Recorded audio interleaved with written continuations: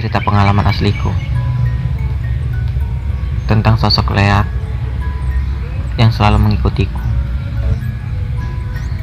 Waktu aku masih duduk di bangku sekolah. Awalnya bermula ketika ekskul pramuka di sekolahku. Sekolahku mengadakan camping di luar sekolah. Tepatnya di bumi perkemahan Cimandala, Bogor. Camping diadakan selama 3 hari 2 malam. Malam pertama aku tidak terlalu diganggu oleh mereka.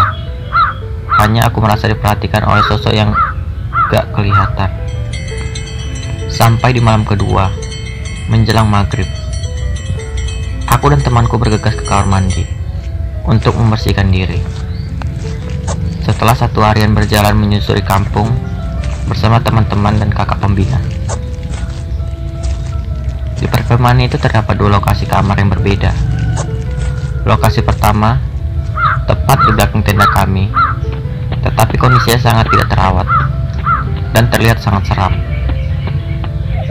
Di sana terdapat 4 kamar mandi yang saling berdampingan. Dan lokasi yang kedua di samping musola, tetapi hanya ada 1 kamar mandi saja. Nah, lanjut yang tadi. Aku dan temanku menggunakan kamar mandi yang di musola. Karena kamar mandi cuma 1 dan tempatnya kecil pula. Akhirnya aku dan temanku menggunakan kamar mandi secara bergantian. Lalu yang masuk ke kamar mandi itu adalah temanku duluan. Aku menunggu di depan pintu kamar mandi. Hari mulai gelap. Mataku tertuju ke kamar mandi belakang tenda. Seperti ada sepasang mata yang selalu memperhatikanku. Tiba-tiba aku merinding. Aku menyuruh temanku untuk lebih cepat. Aku sudah mulai merasa takut pada saat itu. Dan temanku berteriak, "Ah, sial, lampunya mati."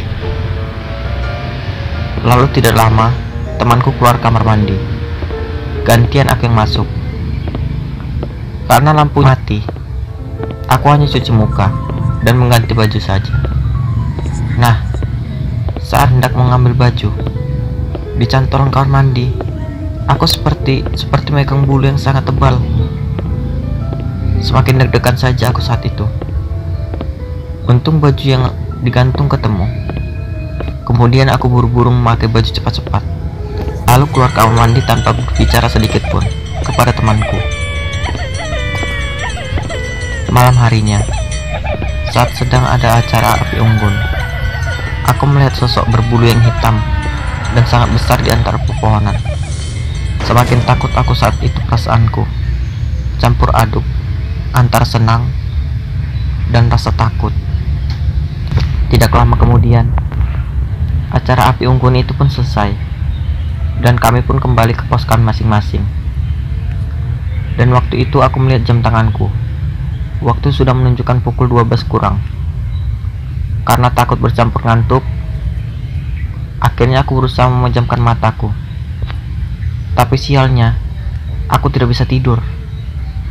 Aku dapat posisi tidur di ujung tenda, yang tepatnya tidak jauh antara jarak kamar mandi dengan tenda.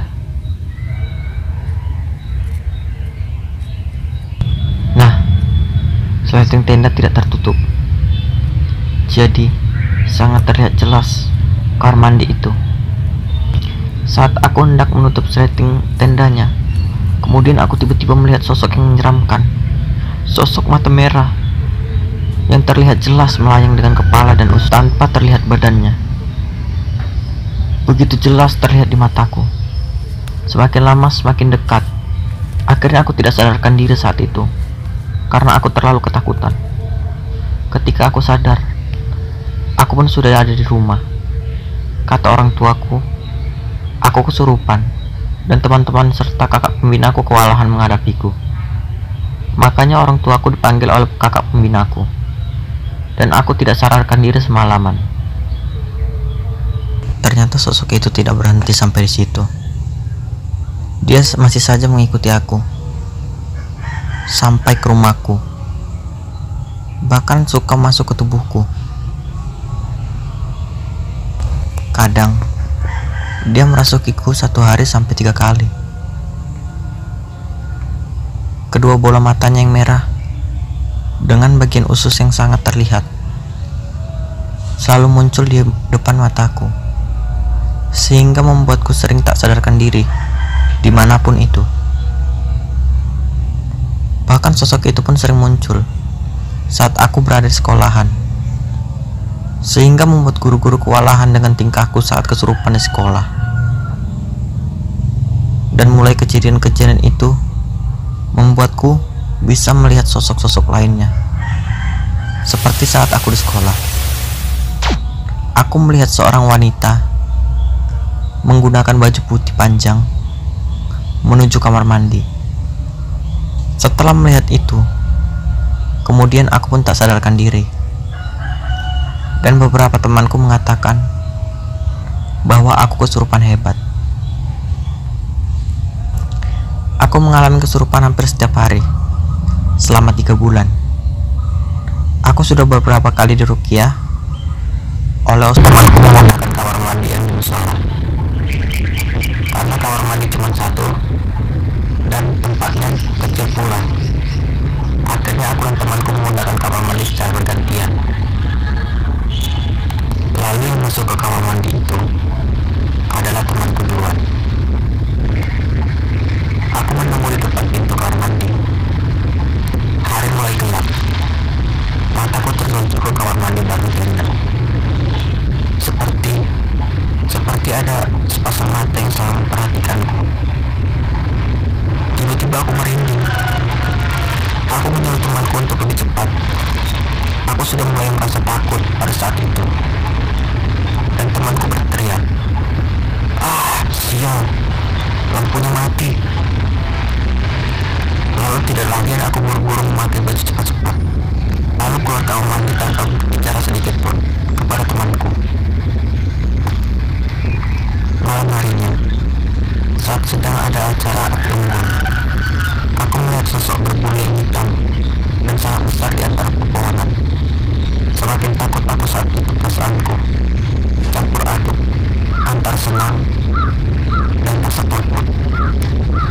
Tidak lama kemudian, acara api unggun itu pun selesai dan kami pun kembali ke pos masing-masing.